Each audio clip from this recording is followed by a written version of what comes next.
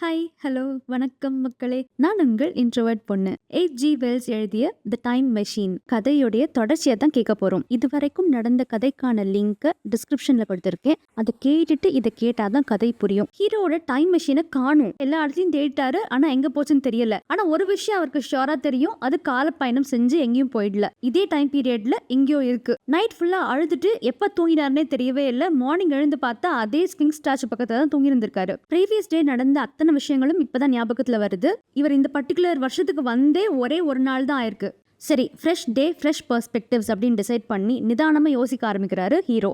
ஆனா உள்ளுக்குள்ள பயம் இருந்துட்டே தான் இருக்கு. அந்த இயந்திரம் தொலைஞ்சே போயிருந்ததுன்னா இல்ல டிஸ்ட்ராய் ஆயிருந்ததுன்னா என்ன பண்றது அப்படின்னு யோசிக்கிறாரு. வர்ஸ்ட் கேஸ் சினாரியோ, இப்ப இருக்கிற இந்த மனிதர்களோட உதவியோட அந்த இயந்திரத்துக்கு தேவையான பொருட்களை கேதர் பண்ணி நம்ம புதுசா ஒரு இயந்திரத்தை பண்ணுவோம் அப்படிங்கறத டிசைட் பண்ணிக்கிறாரு. இந்த மன தைரியத்தோட எல்லா இடத்தையும் தேட ஆரம்பிக்கிறாரு. இந்த ஸ்பிங்ஸ் ஸ்டாச்சு இருக்கு இல்லையா, அது பக்கத்துல இருக்கிற தரையில சில தடங்களை பாக்குறாரு. அந்த டைம் மெஷினை தரையில இழுத்துட்டு போனா எப்படி இருக்குமோ அந்த மாதிரியான ஒரு தடம். அது கூடவே சில கால் தடங்களும் தெரியுது. அந்த கால் தடங்களை பார்க்கும்பொழுது மனிதர்களுடைய கால் தடம் மாதிரியே இல்ல, ஸ்லாத்தோடைய கால் மாதிரி இருக்கு. கொஞ்சம் விசித்திரமா தான் இருக்கு. ஆனா இதை பத்தி இவரை எதுவும் கண்டுக்கல இப்போதைக்கு. இந்த தடங்கள் எல்லாம் எங்க போய் முடியுதுன்னா இந்த ஸ்பிங்ஸ் ஸ்டாச்சு கிட்ட தான் போய் முடியுது. இந்த ஸ்பிங்ஸ் ஸ்டாச்சு இருக்கிற இடமே ஒரு பெரிய பெடஸ்டல் மாதிரியான ஒரு தூண் மேலதான் இருக்கு. இந்த பெடஸ்டல் ரொம்ப ஹாலோவா இருக்கு. அதை தட்டி பாக்குறாரு, ஹாலோவா இருக்குங்கிறத கண்டுபிடிக்கிறாரு. இவருக்கு என்ன தெரிய வருதுன்னா இவருடைய டைம் மெஷின் இந்த பெடஸ்டல்குள்ளதான் யாரோ ஒளிச்சு வச்சிருக்காங்க அப்படிங்கிற விஷயம் தெரிய வருது. இந்த பெடஸ்டல்ல கதவு இருக்கிற மாதிரி ஒரு தடம் தெரியுது.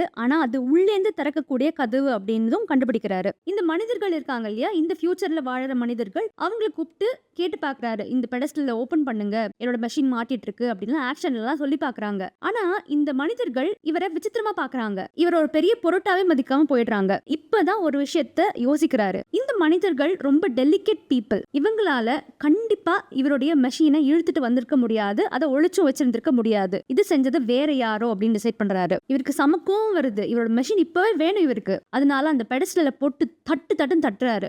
உள்ளேந்து யாரோ சிரிக்கிற மாதிரியான ஒரு சத்தம் கேக்குது. இவருக்கு செம்ம காண்டாகுது. பக்கத்துல இருக்கிற ஒரு பெரிய கல் எடுத்து வந்து அந்த பெடஸ்டல உடைக்கலாம் ட்ரை பண்றாரு. இந்த சத்தம் தாங்காம மத்த மக்கள் இவரை ஒரு மாதிரி பாக்குறாங்க. ஹீரோவுக்கு என்ன பண்றதுன்னு தெரியல. கொஞ்சம் ஆஸ்வாசப்படுத்திட்டு என்ன யோசிக்கிறாருன்னா, இப்போதைக்கு நம்மளோட இயந்திரம் சேஃபா இருக்கு. டைமையும் எனர்ஜியையும் வேஸ்ட் பண்ணாம இதை யார் ஒளிச்சு வச்சிருப்பா, இதை எப்படி மீட்கிறது அப்படிங்கறதுல கான்சென்ட்ரேட் பண்ணுவோம்னு யோசிக்கிறாரு. சுத்தி இந்த மனிதர்களை பாக்குறாரு. ஆனா அவங்க யாருமே இவர் கிட்ட கூட வர மாட்டேங்கிறாங்க. இத்தனை நேரம் கோவத்தை அந்த பெடஸ்டல போட்டு உடைக்கிறதுக்கு ட்ரை பண்ணும்போது சத்தத்தெல்லாம் போட்டுட்டு இருந்தாங்க இல்லையா, அதனால என்னன்னு தெரியல. சரி, நம்ம இந்த ஊரை சுத்தி பார்ப்போம் அப்படின்னு சுத்தி பார்க்க ஆரம்பிக்கிறாரு. பறந்து விரிந்த புல்வெளி, ரொம்ப அழகான ஒரு இடம், சுத்தமான காத்து, ரொம்ப நல்லா இருக்கு இந்த இடமே. போற வழியில கிணறுகள் மாதிரி ஸ்ட்ரக்சர்ஸ் பாக்குறாரு. ஒருவேளை தண்ணி இருக்குமோன்னு எட்டி பார்த்தா அதுல தண்ணி இருக்கிற மாதிரி தெரியல. ட்ரைனேஜா இருக்குமோன்னு யோசிக்கிறாரு. ஆனா ட்ரைனேஜும் இல்ல. அதுல இருந்து காத்து மட்டும் வெளியே வருது. ஏதோ அண்டர் கிரவுண்ட் வென்டிலேஷன் சிஸ்டம் அப்படின்னு யோசிக்கிறாரு. ரெண்டு விஷயம் நோட் பண்றாரு. ஒண்ணு, இங்க எங்கேயுமே கிரிமேட்டோரியம்ஸ் எதுவுமே இல்ல. இந்த மனிதர்கள் இறந்தவர்களை எங்க புதைக்கிறாங்க, எரிக்கிறாங்கிற விஷயமே இவருக்கு தெரியல. வயசானவங்களே இந்த உலகத்துல இருக்காங்களா இல்லையானே தெரியல. ரெண்டாவது, இங்க வாழற மனிதர்கள் யாருமே எந்த வேலையுமே செய்யறதில்ல. எந்த விதமான இண்டஸ்ட்ரியோ ஆபீஸோ மெஷினரியோ எதுவுமே இல்ல. எந்த விதமான டூல்ஸ் கூட இல்ல. ஆனா இவங்க உடுத்திருக்கிற ஆடைகளை பார்க்கும் பொழுதும் ஸ்லிப்பர்ஸ் எல்லாம் பார்க்கும் பொழுதும் ரொம்ப ஆர்டிஸ்டிக்கா இருக்கு. இந்த மனிதர்களால இவ்வளவு கிரியேட்டிவா இருக்க முடியும்னு இவருக்கு தோணல. ஏன்னா இவர் 2 நாளா இவங்க எல்லாரையும் அப்சர்வ் பண்றாரு. பார்த்த வரைக்கும் எல்லாரும் எப்பொழுதுமே சந்தோஷமா இருக்காங்க, விளையாடுறாங்க, ஒருத்தரோட ஒருத்தர் ரொம்ப ஜாலியா இருக்காங்க, சாப்பிடுறாங்க, குளிக்கிறாங்க, தூங்குறாங்க, இவ்வளவுதான் பண்றாங்க. வேற எந்த வேலையும் பண்றது இல்ல. அப்ப யார் இந்த வேலைகள் எல்லாம் செய்யறாங்க அப்படின்னு இவருக்கு ஒரு யோசனை. நம்ம ஹீரோ இந்த டைம் டிராவல் பண்ணி இந்த வருஷத்துக்கு வந்தாரு இல்லையா, வந்து சில மணி நேரங்கள்லயே என்ன யோசிச்சிருப்பாருன்னா, ஒருவேளை இதுதான் கோல்டன் ஏஜோ அப்படின்னு யோசிச்சிருப்பாரு. அந்த அளவுக்கு எந்த டிசீஸும் இல்லாத சுத்தமான காத்து, கேர் ஃப்ரீ மக்கள் அப்படின்லாம் யோசிச்ச போது எல்லாமே ஆட்டோமேட்டடா இருந்திருக்கு அப்படிங்கிற மாதிரி தான் இவருடைய அசம்ஷன்ஸ் இருந்திருக்கும். ஆனா இந்த மாதிரி எந்த இண்டஸ்ட்ரியும் இல்ல, மெஷினரியும் இல்லங்கும் பொழுது எப்படி ஆட்டோமேட் பண்ணிருக்க முடியும்? ஒரு இடத்துல இருந்து இன்னொரு இடத்துக்கு டிராவல் பண்றதுக்கு வெஹிக்கிள்ஸ் கூட இல்ல. அதுக்கான தேவையே இந்த மனிதர்களுக்கு இல்ல. ஒரே இடத்துல தான் இருக்காங்க. எல்லாருமே குரூப்பா தான் சுத்துறாங்க. இவர் யோசிச்சார் இல்லையா, இதுதான் கோல்டன் ஏஜ் அப்படின்னுட்டு. அதெல்லாம் இல்லன்னு இப்பதான் ஃபீல் ஆகுது. இது உட்டோப்பியா இல்ல அப்படின்னு சொல்றாரு ஹீரோ. ஆனா இப்போதைக்கு நம்ம ஹீரோக்கு வேற வழி கிடையாது. இங்கதான் இருந்தாகணும். ஏன்னா டைம் மெஷின் இன்னும் கிடைக்கல இல்லையா.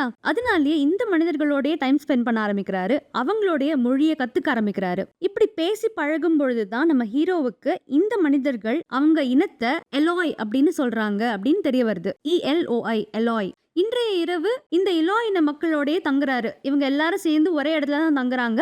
நம்ம ஹீரோவும் அவங்களோடய தங்குறாரு. நம்ம ஹீரோ ஃபியூச்சருக்கு வந்த 3வது நாள் எலோ இனத்தை சேர்ந்த வீணா அப்படிங்கிற ஒரு பெண்ணை தண்ணியில மூழ்கிறதுக்கு முன்னாடி காப்பாத்திடுறாரு. ஆனா என்ன ஹைலைட்னா, மத்த இலோ இன மக்கள் எல்லாம் இவ மூழ்கிறத பாத்துட்டு இருக்காங்களே ஒழிய யாருமே ஓடி போய் காப்பாத்துவோம் அப்படின்னு தோணவே இல்லை. ஒரு பதட்டப்படாம அப்படியே கண்கொட்டாம பாத்துட்டு இருக்காங்க, அவ்வளவுதான். அந்த basic instinct to help another human being, அந்த உணர்வே இந்த மனிதர்களுக்கு இல்லைன்னு கண்டுபிடிக்கிறாரு ஹீரோ. இந்த இன்சிடென்ட்க்கு அப்புறமா அந்த பெண் வீணா நம்ம ஹீரோவோட ஃப்ரெண்ட் ஆயிடுறா. ஒரு கள்ளம் கபடம் இல்லாத ஒரு குழந்தை மாதிரி, ஒரு நாய்க்குட்டி மாதிரி பின்னாடியே சுத்தி சுத்தி வரா. அழகான பூக்கள் எல்லாம் கிஃப்டா தரா. இந்த பெண் வீணா வழியாதான் எலோ இன மக்களை பத்தி நம்ம ஹீரோவுக்கு பல விஷயங்கள் புரிய வருது. முதல்ல இருந்தே ஹீரோ என்ன நினைக்கிறாரு, இந்த எலோ இன மக்களுக்கு எந்த விதமான பயமும் இன்றி நிம்மதியா வாழறாங்கன்னு நினைக்கிறாரு. ஆனா 2 நாளா ஒப்சர்வ் பண்ணிட்டு தான் இருக்காரு. ஈவினிங் ஆக ஆக யாருமே வெளியே வரமாட்டேங்கிறாங்க. ஒரு பெரிய ஹால் மாதிரி ஒரு இடம், அதுலதான் எல்லா மக்களும் தங்குறாங்க. ஆனா இந்த பர்டிகுலர் டே என்ன ஆகுதுன்னா, மத்த எல்லா இலோ இன மக்களும் அந்த ஹாலுக்கு போயிடுறாங்க. ஆனா வீணா இவர் பின்னாடியே சுத்திட்டு இருக்கா இல்லையா, அதனால வெளியே தான் இருக்கா. ஆனா இருட்ட இவளுக்குள்ள ஒரு பதட்டம் உண்டாக ஆரம்பிக்குது. அது ஒரு நேச்சுரலான ஒரு இன்ஸ்டிங்டிவ் ஃபியர்னு சொல்லலாமே. இதேதான் மத்த இலோ இன மக்களுக்கும் நடக்குதுங்கிறது ஹீரோவுக்கு புரிய வருது. எதை பார்த்து பயப்படுறாங்க, எதை நினைச்சு பயப்படுறாங்கிற விஷயம் இவருக்கு தெரியல, அந்த மக்களுக்கும் தெரியல.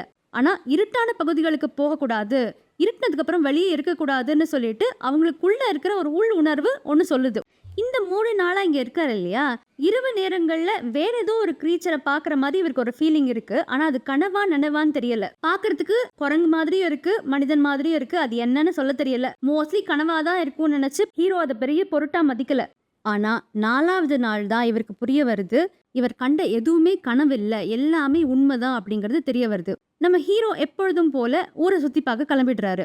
அங்க ஒரு பாழடைஞ்ச கோட்டை மாதிரி ஒரு இடம் இருக்கு. அங்க நிறைய டார்க்கான காரிடார்ஸ், ரூம்ஸ் எல்லாம் இருக்கு. அது எல்லாமே பராமரிக்கப்படாம அழிஞ்ச நிலைமையில தான் இருக்கு. சுத்தி பார்க்கலான்ட்டு உள்ள போய் எதையோ பார்த்துட்டு இருக்காரு. ஒரு காரிடார்ல இருந்து வெளியே வரும் பொழுது ஈரக்கொலை நடுங்கிற மாதிரி ஒரு விஷயம் நடக்குது. கண் முன்னாடி விசித்திரமான ஏதோ ஒரு மிருகம் நிக்குது. படத்துல எல்லாம் காமிப்பாங்கல்ல, இருட்டுல 2 கண்கள் மட்டும் தெரியும் இல்லையா, அந்த மாதிரி இருக்கு. கண்ணை பார்த்தாலே இந்த கண்ணை பார்த்து பயப்படணும் அப்படிங்கிற ஃபீலிங் ஹீரோவுக்கு வருது. ரோமாஞ்சம்னு சொல்லுவோம், மயிர்கூச்சம், கூச்சரிதல் இதெல்லாம் சொல்லுவோம் இல்லையா, சந்தோஷத்துல வர புலகாங்கிதம்னு சொல்ற அளவுக்கு அந்த மாதிரியான கூஸ்பம்ஸ் கிடையாது. ஈரக்கொலை நடுங்கிற மாதிரியான பயத்துல வர கூஸ்பம்ஸ், அந்த நிலைமை தான் ஹீரோவுக்கு இப்போ. இது யாருடைய கண்கள், இது மனுஷனா மிருகமா, நம்ம ஹீரோ எப்படி தப்பிக்க போறாரு, அடுத்து என்ன நடக்க போகுது பார்க்கலாம் அடுத்த எபிசோட்ல. இந்த கதை உங்களுக்கு பிடிச்சிருந்தா மறக்காம லைக், ஷேர், சப்ஸ்கிரைப் எல்லாம் பண்ணுங்க. அடுத்த எபிசோட்ல சந்திக்கலாம். நன்றி, வணக்கம்.